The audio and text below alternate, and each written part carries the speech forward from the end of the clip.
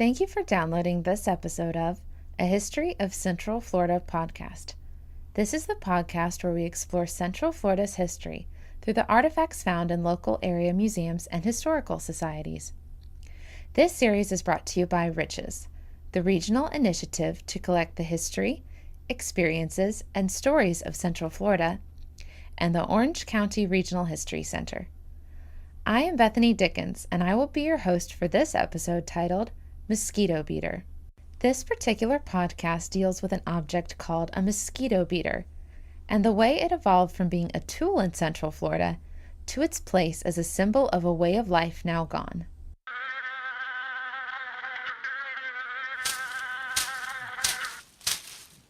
In Florida, especially, mosquito control has always been a pressing issue throughout the state. As a form of material culture, the mosquito beater represents Florida's early years of attempted mosquito control. Central Florida, in particular, has experienced numerous methods of mosquito control from the late 19th century to the present. Here, Dr. Gordon Patterson from the Florida Institute of Technology explains. Mosquitoes have occupied a place in Florida history that has determined both the way in which people have chosen where to live and how they've lived. In the late 19th and early 20th century, the broods of mosquitoes that would come off the Indian River were of biblical proportions.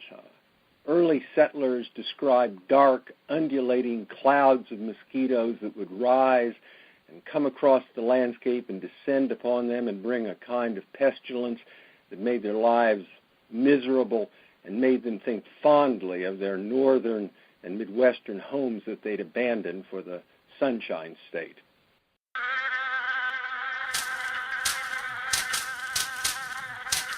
This life cycle approach to understanding mosquito control traces the evolution of an object from one purpose to another. This episode's object had initially a utilitarian function, but when new methods replaced the mosquito beater, the beater did not disappear from the Central Florida landscape like the horse and buggy or gaslight street lamps, but instead became a potent reminder of days gone by. As problematic as settlers found mosquitoes, new means and methods were always being researched to make the inhabitants of Central Florida as comfortable as possible.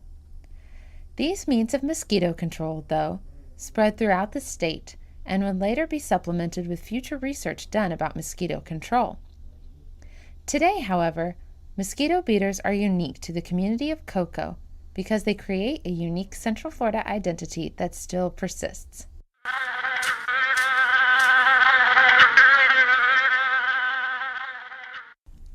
The mosquito beaters presented here are made of palm fronds tied together with rope. The mosquito beater came from the late 19th century and would have been used by an individual or family to kill mosquitoes around the home.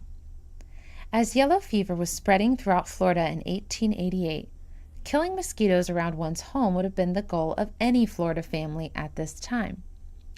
The mosquito beater, though, did not represent a means by which to control mosquitoes in the long term. George Speedy Harrell even remembers using a mosquito beater when he was growing up.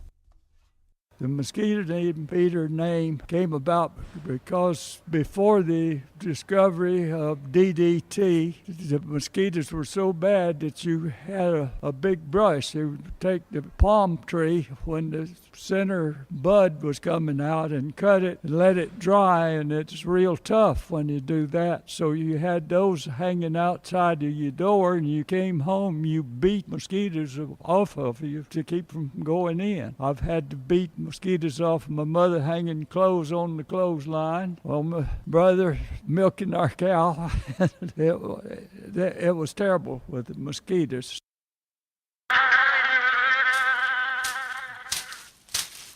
Mosquito control has changed throughout Central Florida. Originally, mosquito beaters were the norm for mosquito control, as Mr. Harrell emphasized earlier. However, mosquito control in Florida has undergone many changes in the 20th century.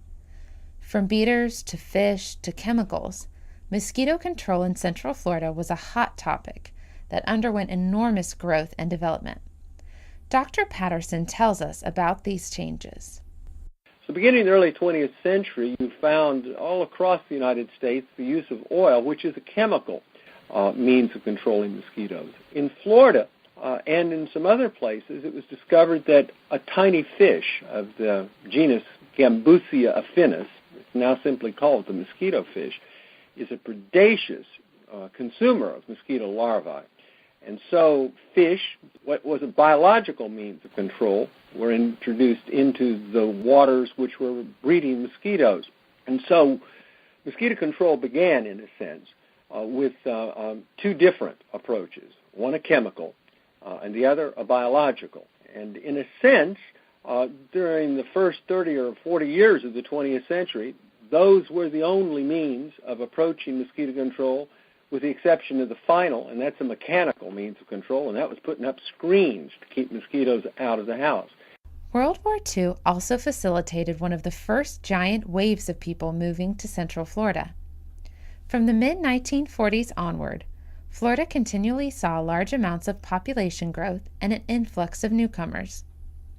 It has become more common to find people who live in Florida who are not native-born Floridians than it is to find native-born Floridians. For this reason, preserving and identifying the unique facets of Florida's early culture is very important. The Mosquito Beaters Club, of which Mr. Harrell is one of the founding members, sought to do just that beginning in 1986. Preserving this identity is a very important aspect of the club. Dr. Nick Wynne, Director Emeritus of the Florida Historical Society, tells us about the club.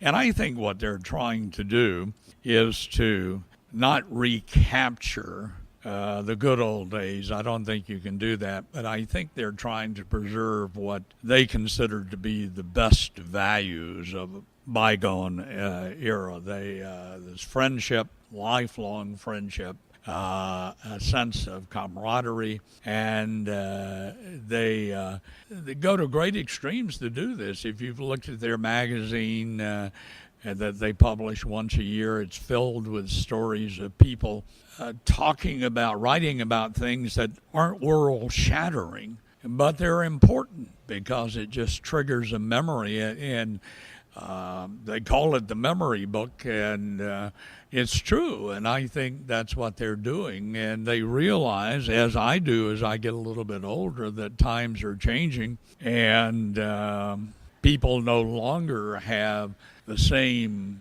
viewpoint or the same experiences or even have the sense of values that they had before. They're changing too, and I can well understand it. I'll be 70 my next birthday, and I can well understand this desire to hang on to those things that played an important role in your life, and try to preserve them and pass what you can to the younger generation. The importance in preserving culture is not one that is unique to Central Florida. However, the mosquito beater as a tool to combat mosquitoes is. As it is an item that no longer retains the practicality it had in earlier times, native Cocoa residents adapted it to symbolize a period in time they feel is now lost. Many of those who founded the Mosquito Beater Club, though, are aging and are not going to be around forever to inform Central Floridians about the impact that the mosquito beater had on Central Florida's culture. It will fall to the children and grandchildren of these people to continue this memory. The rapid growth of Central Florida, though, creates a unique situation for many of those whom this responsibility will rest. Here is Dr. Wynne.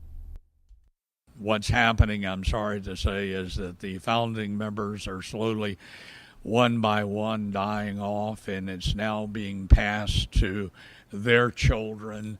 And these are children who left the confines of a small town like Cocoa in Brevard County, and they moved out in the world. And it's going to be interesting to see if they cling to this allegiance or this memory as strongly as their parents did. And if the mosquito beaters can survive, say, the next decade, they'll be around a long time.